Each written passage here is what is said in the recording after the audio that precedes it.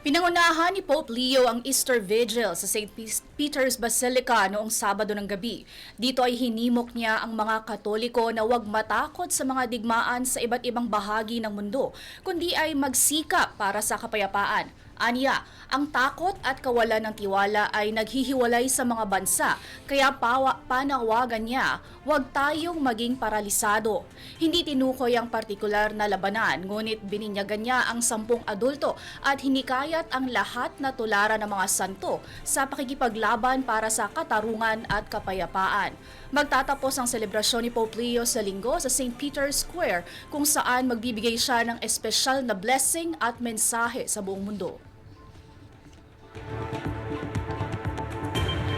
Manatiling nakatutok sa Abante, sundan kami sa aming mga social media accounts at huwag kalimutang mag-subscribe sa aming YouTube channel. DWAR Abante Radio para sa eksklusibong balita.